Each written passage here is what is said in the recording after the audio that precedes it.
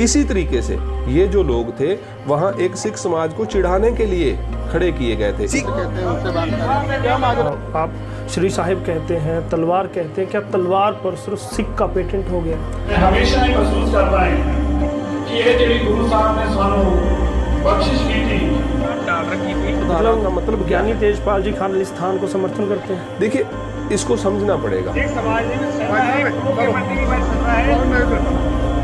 त्रिशूल है या चक्र है, चक्र श्री कृष्ण जी के साथ जुड़ा हुआ है, धनुष श्री रामचंद्र जी के साथ जुड़ा हुआ है।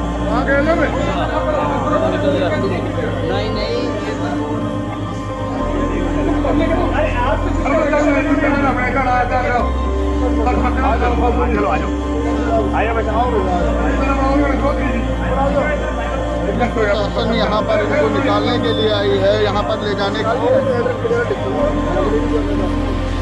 श्री साहब के ऊपर देवसेना सब पे सफारत किया कि उन्होंने बाबरी मस्जिद तोड़ी, राम मंदिर बनाया, हम नहीं बोले। उन्होंने धारा 370 तोड़ी, हम नहीं बोले। तो क्यों वहाँ पर समाज को बांटने का काम आपके कंवलजी तर्जराना कर रहे हैं और आप मौन रहते हैं? क्यों नहीं इस बारे में कोई सीसीटीवी फुटेज आप दिखाते? क्योंकि आप कहते हैं कि वो सुबह से वहाँ रेकी कर रहे थे, बार बार वहाँ से चक्कर लगा रहे थे। पता था हमें नहीं पता। उन्होंने खुद कहा कि हमें मत्था टेकना है। हमने कहा उनको? नहीं भाई, सुनो तो सही। ये तोहफा हमारे प्रधान जी को जा रहा है, ये आपने तोहफा देना अपने आप से। किसी भी धार्मिक स्थान को गिरा के वहीं पे दूसरा धार्मिक स्थान बनाना, जब ये मंदिर गिरा के मस्जिद बनाई गई वो भी गलत था। ये करवान कोई बड़ी बात है। अब ये तो मैं आप सभी दर्शकों से भी अपील करूंगा कि कंचन टीवी को ज़्यादा से ज़्यादा सपोर्ट करें, क्योंकि हमारे भाई बड़ी मेहनत करते हैं समाज के अच्छाइयों को सामने लाने के लिए। ये क्या है ये ड्रामा? अब मैं ये दिखाना चाहती हूँ क्या है ये। बहुत पहले देखना चाहिए था कि किस तरह से हिंदुओं को बचा रहे हैं। कहा ज्ञानी जी? कहा क्या? उन्होंने वहाँ पे खालिस्तान मुर्दाबाद के नारे लगाए। वो भी आज के दिन और ये इतने मतलब मैं तो कहती हूँ सनातन से, अगर गुरुजी ये कह रहे हैं कि मैं उसका सदस्य हूँ तो इनको तो साहब हमारा धार्मिक प्रतीक है, हमारे कतारों में शामिल है। ये आपको किसने अथॉरिटी दी इस बात?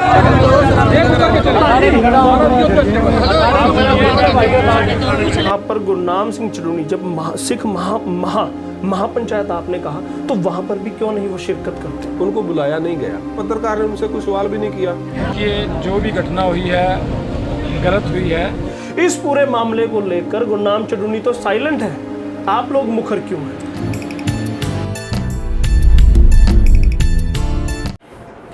नमस्कार, स्वागत है कंचन टीवी पर। पिछले कुछ दिनों से आपने देखा कुरुक्षेत्र में देवसेना प्रकरण हुआ है। छठी पातशाही में पहली सिख महापंचायत बुलाई गई थी। घटनाक्रम बुलाया गया था गुनी प्रकाश ठाकुर के मामले पर, लेकिन घटना हुई देवसेना की। क्या ये पूरा मामला था, क्या पूरी प्लानिंग के साथ था, या फिर कुछ घटनाएं अपने आप घटती चली गई? सिख समाज की भूमिका क्या रही, देवसेना की भूमिका क्या है, और मीडिया की इस पूरे प्रकरण में भूमिका क्या है, उसी पर बात करने के लिए आज हम पहुंचे हैं ज्ञानी तेजपाल सिंह जी के पास। ज्ञानी जी, स्वागत है आपका। बहुत बहुत धन्यवाद जी, तुसी अपना कीमती समा कढ़ के इत्थे पहुंचे हो। आप जी नूं जी आया जी। ज्ञानी जी, आपको सियासतदान समझा जाए कि धार्मिक प्रवक्ता? देखो, गुरु नानक साहब जी का जो सिद्धांत है मीरी पीरी का सिद्धांत है जी। ਇਹਦੇ ਚ ਧਰਮ ਤੇ ਰਾਜਨੀਤੀ ਇੱਕ ਦੂਸਰੇ ਦੇ ਪੈਰਲਲ ਚੱਲਦੀਆਂ ਨੇ ਜੀ। ਲੇਕਿਨ ਜੋ ਧਰਮ ਹੈ ਉਹ ਹਮੇਸ਼ਾ ਰਾਜਨੀਤੀ ਨੂੰ ਗਾਈਡ ਕਰਦਾ ਹੈ। ਰਾਜਨੀਤੀ ਦੇ ਉੱਤੇ ਧਰਮ ਦਾ ਹੀ ਜਿਹੜਾ ਉਹ ਵਰਚਸਵ ਹੈ ਜਾਂ ਪ੍ਰਭਾਵ ਹੈ ਉਹ ਗੁਰਮਤਿ ਦੇ ਅੰਦਰ ਸਾਨੂੰ ਗੁਰੂ ਸਾਹਿਬ जी ने सिखाया है। जैसे यहाँ पर अजराना जी के साथ तेजपाल ज्ञानी जी का प्रभाव है। बिल्कुल, देखो गुरु हरगोबिंद साहब जी तो ਇਹ ਧਰਮ ਤੇ ਰਾਜਨੀਤੀ ਦੀ ਸ਼ੁਰੂਆਤ ਹੋਈ ਹੈ ਸਿੱਖ ਧਰਮ ਦੇ ਵਿੱਚ।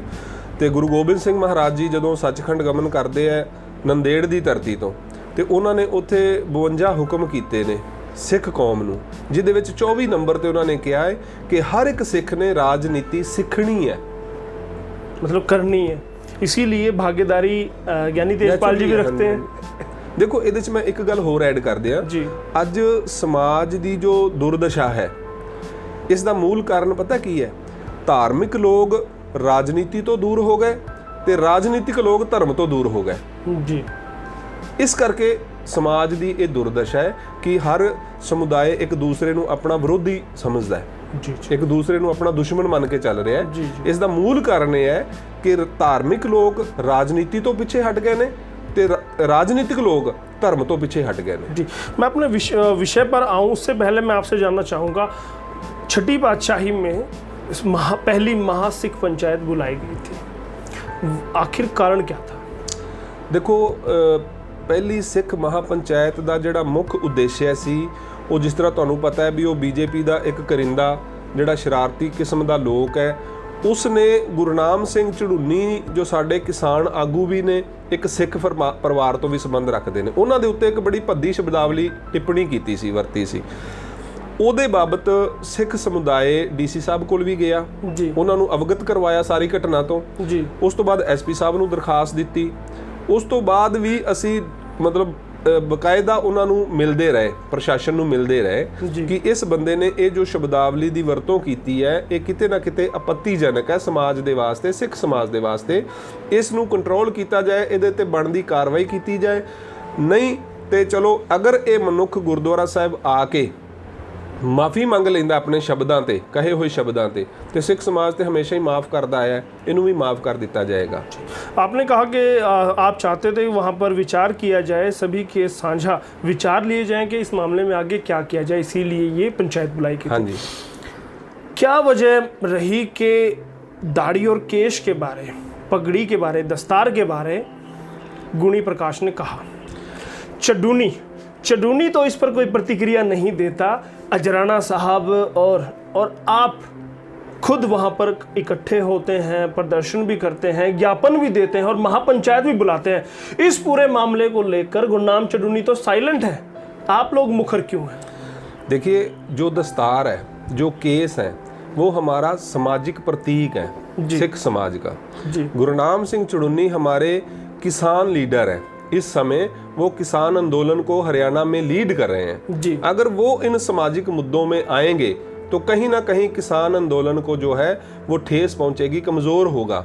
तो उनको इन मुद्दों में ना उलझा के या इन कारणों से उनको मतलब इसमें ना शामिल करके, बात उनसे हमारी लगातार होती रहती है, वो भी दुखद है इस घटना से, उनको भी उतना ही दुख है। अब किसी की सरदार की कोई पगड़ी उतारने की बात करेगा उसको दुख होगा, लेकिन वो हमारे बड़े भाई हैं, हमारे समाज के एक व्यक्ति हैं और हमारा फर्ज बनता है, मान लो अगर मैं किसी और काम में बिजी हूं तो मेरे परिवार का फर्ज बनता है कि वो मेरी किसी और समस्या का हल वो भी कर सकता है। चलिए मान लेते हैं कि वो सामाजिक हैं, वो राजनीति में नहीं पढ़ना चाहते, सामाजिक और किसानी मुद्दे पर वो बैठे हैं, लेकिन वो बयान भी तो दे सकते थे। एक भी बयान यानी तेजपाल जी के पक्ष में, अजराना के पक्ष में, महापंचायत के पक्ष में उनका क्यों नहीं आता है? देखिए, मैं समझता हूँ भी ये इसका एक बड़ा कारण उनकी व्यस्तता है।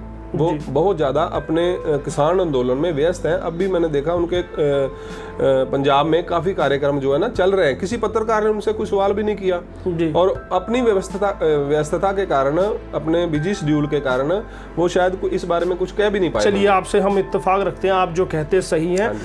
किसी पत्रकार ने उनसे सवाल नहीं किया, लेकिन मैं जनता से सवाल करना चाहता हूँ, दर्शकों से सवाल करना चाहता हूँ।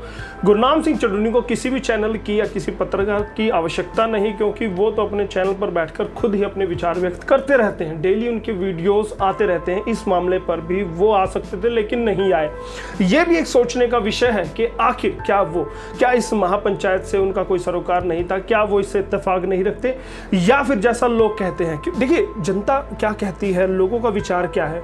लोग कहते हैं कि इस लड़ाई को आप लोगों ने अपनी लड़ाई मान लिया है, इसको सिख धर्म से जोड़ के इसको रंग देने की कोशिश की है, कहीं ना कहीं ये आरोप लग रहे हैं। देखिए, पता नहीं ये कौन लोग हैं जो ऐसी बातें करते हैं। मैं समझता हूँ भी ये जो पहली सिख महापंचायत हुई है, पहली बार हुआ है कि कुरुक्षेत्र की जितनी भी धार्मिक संस्थाएं हैं जी, और इसके आसपास के जिलों की जितनी भी धार्मिक संस्थाएं हैं, सबने इसमें अपनी सहमति दिखाई है जी। आपने कहा सबने सहमति दिखाई, तो क्यों नहीं यहाँ पर गुरनाम सिंह ਝੜੂਨੀ जब सिख महापंचायत आपने कहा, तो वहाँ पर भी क्यों नहीं वो शिरकत करते? उनको बुलाया नहीं गया, क्योंकि अगर उनको बुलाया जाता ना जी, तो कहीं ना कहीं ये सरकार जी जो शुरू से उन पे कोई ना कोई आरोप लगाती आ रही है, ये यही कहने का साबित करने की कोशिश करती भी ये जो महापंचायत है ये सिर्फ गुरनाम सिंह चढ़ुन्नी के द्वारा ही आयोजित की गई है। मतलब इसको राजनीतिक रंग आप लोग नहीं देना चाहते थे, इसलिए उनको नहीं दूर बुलाया रखा गया। बिल्कुल जी, आपने कहा चलिए हम इत्तेफाक रखते हैं, पंचायत बुलाई गई थी किसी दूसरे विषय पर और वहां पर घटनाक्रम कुछ और घट जाता है, वो सब क्या था? देखिए, जब वहाँ पे महापंचायत अंदर चल रही थी तभी कुछ हमारे जो बाहर संगत के लोग थे उन्होंने आके कहा भी बाहर चौक के पास कुछ लोग हैं जो श्री साहब जो मैंने धारण की हुई है, ये देखो ये 4 इंच की है जी। उन्होंने कहा भी श्री साहब जो कम से कम उनकी 10 या 12 इंच की रही होंगी, वो 5, 7, 10 लोगों ने पहनी हुई हैं ऊपर से जी, और वो लोग सिख नहीं है, मतलब वो देखने में सिख नजर नहीं आते, क्योंकि इसको पहनने का अधिकार सिख को है, वो भी जो अमृतधारी है। जी, जी। बिना अमृत पान किए हुए सिख भी इसको नहीं धारण करता, क्योंकि ये हमारे गुरु साहब जी का दिया हुआ ककार है, हमारे 5 ककारों में ये शामिल है जी। तो अंदर जब प्रबंधकों को इस बात का पता चला तो उन्होंने सोचा भी अभी समागम चल रहा है जी। अब अगर कोई ऐसी घटना हो गई, शायद वो लोग पता नहीं किस मंशा से आए हैं जी, तो सारा माहौल बिगड़ सकता है, तो उसको उस तरीके से संभालते हुए पहले वो समागम की संपन्नता हुई, लंगर प्रसादा छका, संगतों ने बड़े आराम से, जो दूर से आए थे वो चले गए। उसके बाद हमने देखा भी अब ये क्या प्रकरण है, ये जो बाहर लोग आए थे, क्योंकि कुछ लोगों ने उनकी वीडियो भी बना ली थी जी।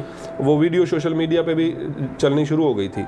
तो जब हम बाहर आए तो हमने देखा कि वही लोग कुछ दूरी पे जो सनी सरोवर के साइड वाली उस साइड में वो ग्रुप खड़ा हुआ है उसी तरीके से। तो उनके पास जब जाके हमने पूछा भाई आपने ये जो धारण की हुई है श्री साहब, हमारा धार्मिक प्रतीत है, हमारे ककारों में शामिल है, ये आपको किसने अथॉरिटी दी इस बात की? जी। उनमें से कुछ ने कहा भी ये हमारा जो अध्यक्ष है हमारे उस संगठन के, उन्होंने हमको बोला और उनके कहने पे हमने ये धारण किया है। हमने उनको ये बात कही भी आपके पास इसकी कोई लीगल अथॉरिटी है? जी। क्योंकि जहाँ तक मेरी नॉलेज है, संविधान के में जो अनुच्छेद 25B है उसमें सिर्फ ये स्पष्ट लिखा है भी एक सिख ही तलवार को कैरी कर सकता है, इधर उधर ले जाने के लिए उसको कोई मनाही नहीं है। यहाँ तक कि मतलब किसी जो हम प्रशासनिक जैसे एसपी साहब के पास, डीसी साहब के पास या कहीं पे भी सिख उसको लेके जा सकता है, उसको कोई मनाही नहीं है। एक सवाल सबके जहन में है कि क्या सिर्फ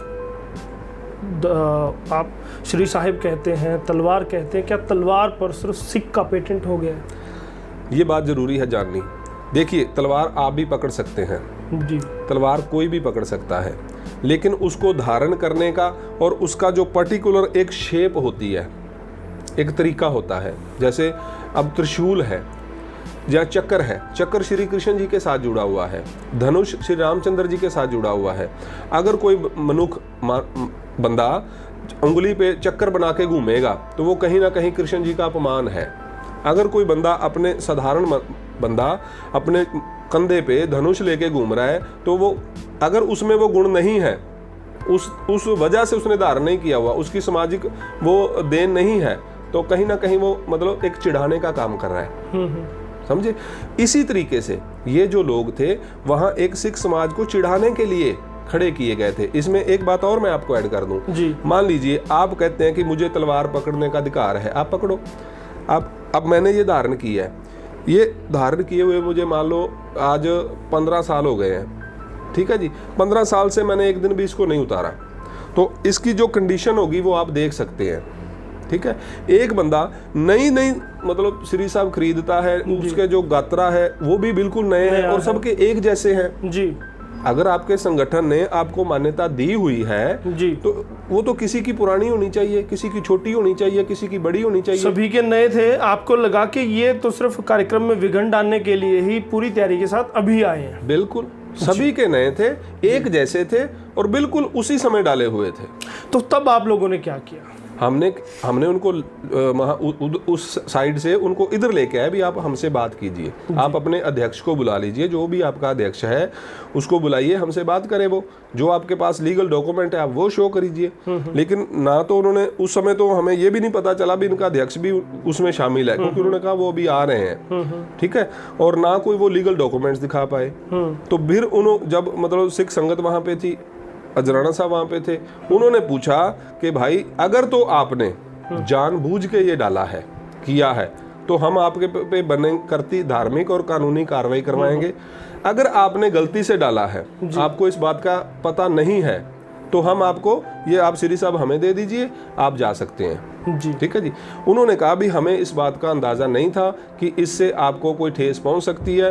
उन्होंने उतार के अपने खुद उतार के वो श्री साहब आप उस वीडियो में देख भी सकते हैं, जिसके हाथ में वो बड़ी श्री साहब थी ना 3 फुट के करीब थी, वो खुद उसने एक साथी हमारे एक संगत के साथी को वो अपने हाथों से दी है। देखिए ज्ञानी जी वो भी विवादास्पद है कि वहाँ पे आप कहते हैं कि दी है, लेकिन वीडियो में साफ दिखाई देता है कि एक सिख नौजवान के द्वारा कहा गया कि ये हमारे प्रधान जी को दीजिए। कहीं ना कहीं भीड़ से घिरे हुए जबरदस्ती वो दिलवाई गई है। जब भीड़ होती है ना, देखो भीड़ में कोई क्या कह रहा है जी, वो सबका अपना अपना मतलब विचार होते हैं, लेकिन उस भीड़ में जो मुख्य तौर पे अगर किसी ने मतलब इस सूझबूझ का परिचय दिया, तो मैं समझता हूँ वहाँ पे मुख्य तौर पे हमारे अजराना साहब थे जी, जो हमारे राजनीतिक और धार्मिक दोनों तरह से हमारी अगुवाई करते हैं, और उन्होंने सबको शांत किया है। देखिए तारीफ करनी होगी, चाहे ज्ञानी तेजपाल हो, अजराना हो, या 15 सदस्य या आपकी कमेटी हो, तारीफ करनी होगी किसी तरह का वहाँ उपद्रव नहीं हुआ, उनके साथ मारपीट नहीं हुई। लेकिन सवालों के घेरे में फिर भी आप हैं, आपने पुलिस को नहीं बुलाया, ये भी आप पर आरोप है। पुलिस आप को उनको हमने अंदर ले गए, उनके हथियारों को आपने जब्त कर लिया, ये आरोप तो आप पर रहेंगे, इसको आप कैसे जस्टिफाई करेंगे? पुलिस को मौके पे हमने बुलाया जी, पुलिस मौके पे आई जी, सब पुलिस के सामने उनके श्री साहब जो है हमारे श्री साहब जो थे उनसे लिए गए पुलिस की हाजिरी में, पुलिस वहां मौके पे थी। आपने हाजिरी में लिए, आपने अच्छा काम किया, लेकिन आपने वो श्री साहब अब है कहाँ, वो तलवारें अब है कहाँ? वो शायद किसी संगत के बंदे के पास ही यही होंगे। बात है। देखिए सवाल यही है, अगर वहां गलत हुआ था उसके लिए आप विरोध कर सकते हैं, उनको आप पकड़ा, आपका काम है, आप पकड़ के पुलिस के हवाले कर सकते हैं, लेकिन गलती यहीं पर हुई है। आप कहते हैं कि जो दूसरे लोग हैं, कुछ पत्रकार भी धार्मिक भावनाएं भड़काना चाहते हैं, कुछ दूसरे पक्ष के लोग हैं वो भी धार्मिक भावना भड़काना चाहते हैं, लेकिन गलती तो यहाँ सिख संगत से भी हुई है। हथियार जो भी लिए गए थे वो आपने अपने पास रखे, पुलिस में जमा नहीं कराए, जबकि वो पुलिस को जमा करा दिए जाने चाहिए। कभी भी नहीं, वो हमारा धार्मिक चिन्ह है, हम उसका सत्कार करते हैं। अगर मैं आपको बताऊं जी, जैसे हम एयरपोर्ट पे जाते हैं विदेश यात्रा के लिए, वहाँ एयरपोर्ट पे एक बार क्या हुआ कि मैं श्री साहब जो हम प्लेन के अंदर डायरेक्ट नहीं ले जा सकते, वो मैंने कोट के नीचे पहनी हुई थी, वो पहनी हुई रह गई। अब जर्मन की बात है ये, वहाँ पे जब मैंने कोट उतार के स्क्रीनिंग के लिए रखा तो नीचे से वो नज़र आ गई, तो उस जो वहाँ पे ऑफिसर खड़ा हुआ था उसने इशारा किया, भी सिंह साहब ये क्या है, इंग्लिश में वो बोले। मैंने कहा ओ सॉरी भी ये गलती से रह गया। उन्होंने ये नहीं कहा कि ये मुझे दे दो, उन्होंने कब ये नहीं कहा कि ये मुझे दे दो, उन्होंने कहा आपका कोई साथी है पीछे, आप उसको दे सकते हैं जी, ठीक है। मैं वहां से गया, मैंने अपने एक साथी को पकड़ाया भी अपने इसको चेक इन बैग में डालो, ठीक है जी। तो मतलब कहने का मेरा भाव ये है कि ये हमारा धार्मिक प्रतीक है, हम इसको किसी ऐरे गैरे को नहीं सौंप सकते। तो आप पुलिस को भी नहीं देंगे? पुलिस को डायरेक्ट नहीं देंगे जी, अगर पुलिस कभी उसकी ज़रूरत पड़ती है कि वो चीज़ें पुलिस में एज ए साक्ष्य पेश करनी पड़े, तो उसका तरीका और होता है। जी जी, तब आप देंगे। हाँ जी। वहाँ पर कहा जा रहा है कि जो देवसेना है उसके राष्ट्रीय अध्यक्ष हैं, वो कहते हैं कि उनके कुछ साथियों को खींचकर लाया गया आपके युवा साथियों के द्वारा। क्यों नहीं इस बारे में कोई सीसीटीवी फुटेज आप दिखाते? क्योंकि आप कहते हैं कि वो सुबह से वहाँ रेकी कर रहे थे, बार बार वहाँ से चक्कर लगा रहे थे। तो इस मामले में जो गुरुद्वारा छठी पातशाही का जो सीसीटीवी फुटेज है उसको क्यों नहीं सामने लाते? क्या ताकि दूध का दूध पानी का पानी हो? अब तक तो ये एक घटना हमने ऐसा सोचा था भी चलो एक, जैसे उन्होंने माना उस समय माफी मांगी भी हमसे भूल में हुई है, वो भूल में हुई घटना को हमने इंसानियत के नाते एक वहां पे खत्म कर दिया था। बात यहाँ खत्म हो गई थी। लेकिन जैसे ही वो लोग वहां से गए, पता नहीं उनको कौन लोग उनके पीछे हैं या क्या षड्यंत्र था कि उन्होंने एक दूसरा ही रंग दिखा दिया। नहीं ज्ञानी जी, ये भी तो हो सकता है कि जब वो वहाँ पर थे, अपने आप को भीड़ से उन्होंने घिरे हुए पाया तो कहीं ना कहीं वो दबाव में थे, डर में थे, वहाँ से बच के निकला, क्योंकि सभी दूसरे प्रांतों से थे। देखिएगा इस प्रांत से कोई नहीं था, सब दूसरे प्रांतों से थे। उन्होंने अपने आप को बचने के लिए वहाँ पर अपने आप को सरेंडर कर दिया। लेकिन जब वो सेफ जोन में गए, जब वो अपने आप को सुरक्षित महसूस कर रहे थे, उन्होंने अपनी बातें सामने रखी, तब उन्होंने संगीन आरोप लगाए। देखिए पुलिस की हाजिरी में उन्होंने माफी मांगी है, पुलिस की हाजिरी में उन्होंने वो सभी जो श्री साहब थे वो हमें सौंपे हैं, हमारे आदमियों को, संगत को सौंपे हैं। वहाँ पे पुलिस थी, लेकिन पुलिस ने भी तो अपना काम अच्छे से नहीं किया ना। पुलिस को भी एक वीडियो में बिल्कुल देखा जा सकता है कि उसको कहते हैं बनाऊं तेरे को प्रधान में, इस तरह की शब्दावली का इस्तेमाल किया गया। नहीं देखिए, मुझे नहीं लगता कि किसी भी पुलिस वाले ने, ना संगत के हमारे साथ, पास है, कंचन टीवी के पास शायद फुटेज है। देखिए वो आपका तथ्य है, मैंने नहीं देखा जी। लेकिन जहां तक मैं वहां पे खड़ा था, जो मैंने देखा कि पुलिस ने ना तो किसी संगत को अभद्रता से बिहेव किया और ना ही किसी उनमें से जो देवसेना के जो लोग थे किसी को भी, दोनों पक्षों को उन्होंने आपसी बातचीत करने का भरपूर मौका भी दिया। दोनों पक्षों की बातचीत उन्होंने करवाई भी। ज्ञानी जी, आप सिख समाज के एक प्रखंड, एक काफ़ी चर्चित धार्मिक अगुवा हैं, मैं अगुवा कहूँगा आपको। क्या आपको नहीं लगता कि सनातन धर्मी वो लोग थे, उनको जबरन गुरुद्वारा साहब में लेके जाना, उनको वहाँ माफ़ी मंगवाना कहीं ना कहीं ये गलत हुआ है? देखिए, पहले जो शब्द आपने इस्तेमाल किया ना, जबरन, ये तो बिल्कुल भी वहाँ ऐसा कुछ भी नहीं हुआ। क्या वो अपनी खुशी से गए अंदर माफ़ी मांगने? वो बात करने के लिए आपने खुद कहा कि आपने बात करने के लिए उनको सड़क पे बिठाया। हाँ। फिर गुरुद्वारे में अंदर कैसे गए? गुरुद्वारा साहब में अंदर वो माथा टेकने के लिए गए और स्वेच्छा से उन्होंने अपने सिर ढके, वहाँ अपने जोड़े उतारे और अंदर गुरुद्वारा साहब में माथा टेकने गए हैं और वहीं से वापस आए। उनके साथ ना कोई सिख समुदाय का लोग अंदर गए, आप सीसीटीवी फुटेज देख सकते हैं। जी बिल्कुल, वो एक साक्ष्य के तौर पे हो सकता है। वहाँ पे कोई भी उनको, ये नहीं कि कोई उनको धक्के से अंदर ले जा रहा है, भैया वहाँ जाके माथा टेको या ये। उन्होंने खुद कहा कि हमें मत्था टेकना है। हमने कहा उनको, जब उन्होंने आपने मुझे नहीं, मैं आपको बता रहा हूँ, जब उन्होंने माफी मांग ली भी हमसे अनजाने में ये भूल हुई है जी, तो हमने उनसे कहा भी आप उसमें सुनिए, हम उनको कह रहे हैं अगर आपको प्यास है तो पानी देंगे, भूख है तो लंगर भी मिलेगा, क्योंकि गुरु नानक का दर सभी के दर है, ठीक है ना जी। जब उन्होंने माफी मांग ली तो हमने एक सौहार्दता बनाने के लिए उनको ये बोला कि अब आप गुरुद्वारा साहब में जाके माथा टेकें और लंगर छकना है लंगर छकें, चाय पीनी है चाय पिए।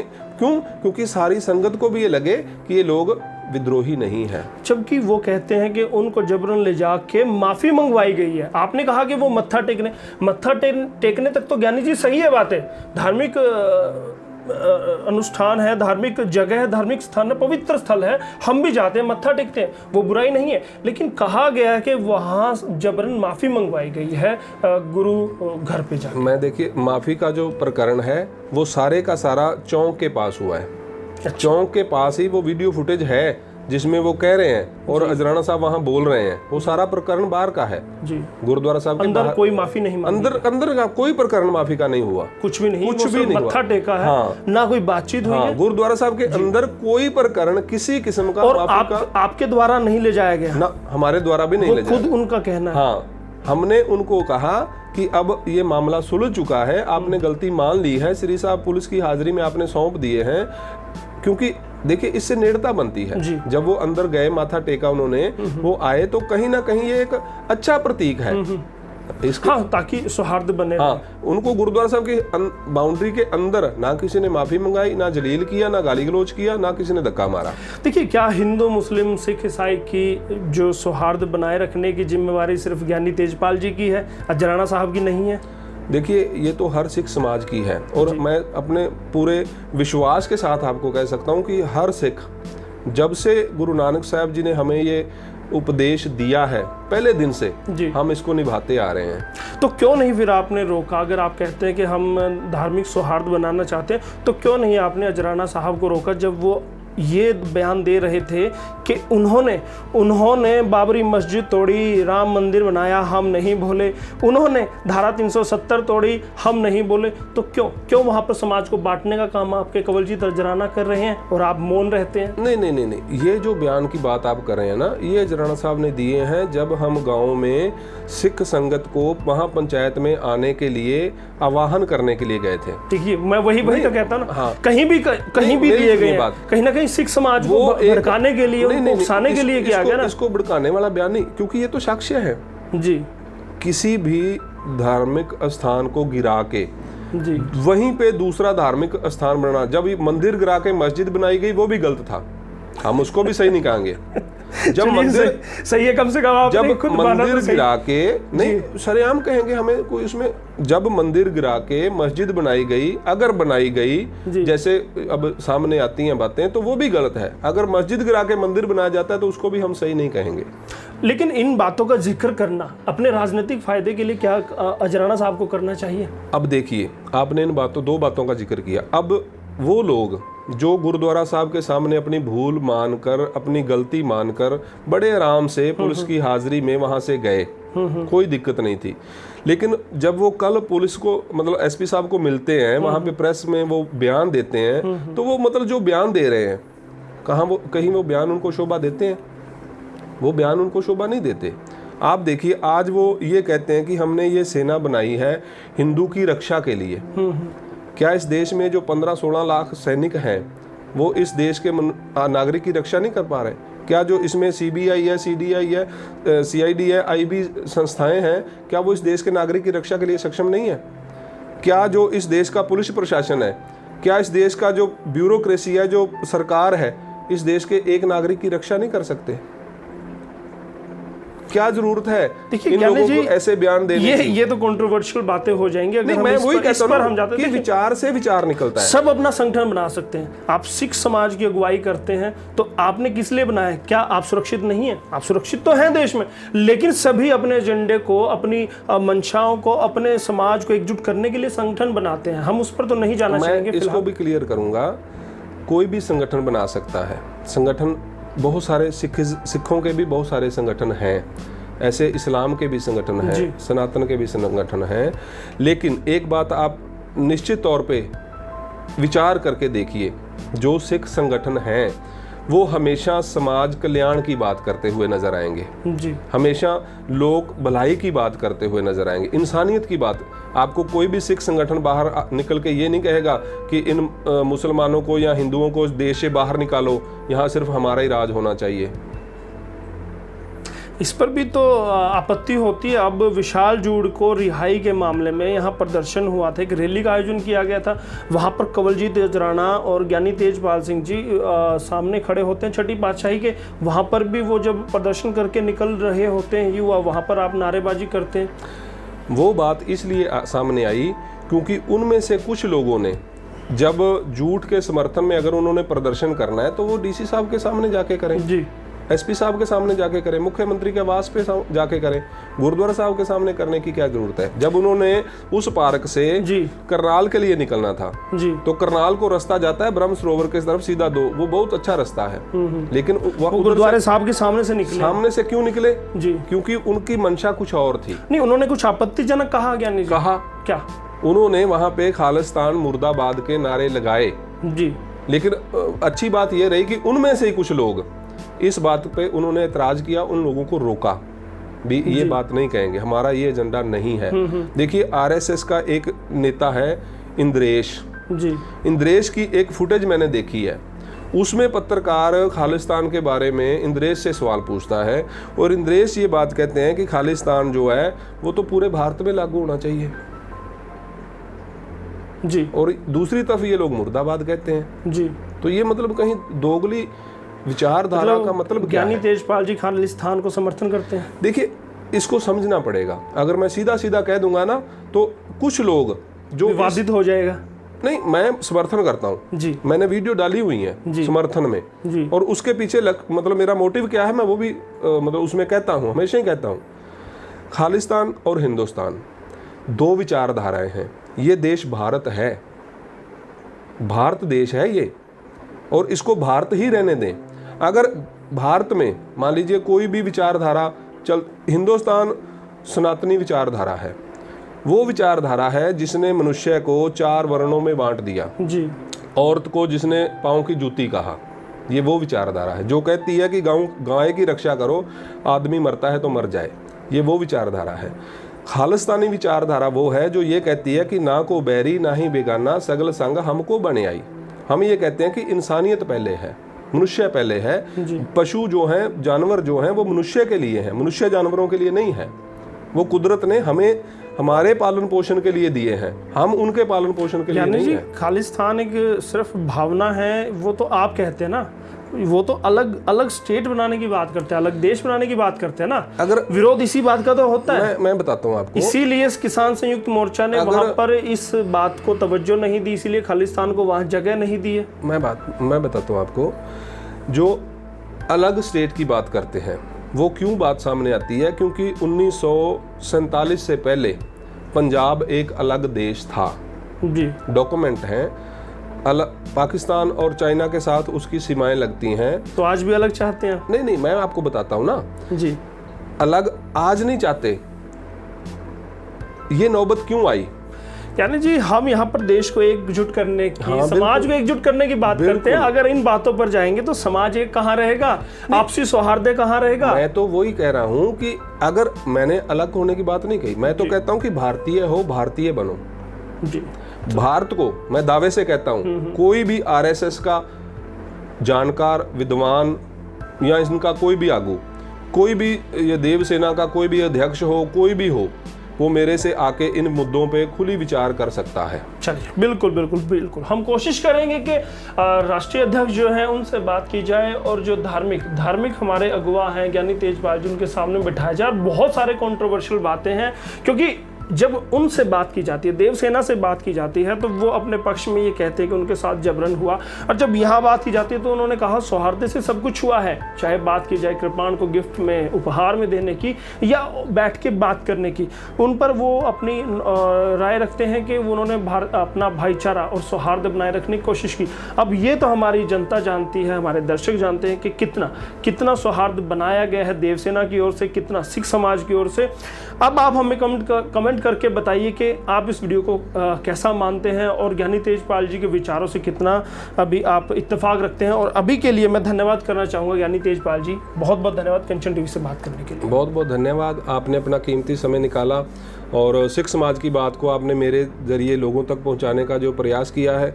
तो मैं आप सभी दर्शकों से भी अपील करूंगा कि कंचन टीवी को ज़्यादा से ज़्यादा सपोर्ट करें, क्योंकि हमारे भाई बड़ी मेहनत करते हैं समाज के अच्छाइयों को सामने लाने के लिए। और यही विनती है कि इनके पेज को फॉलो करें और इनको सपोर्ट करें। वाहिगुरु जी का खालसा, वाहिगुरु जी की फतेह।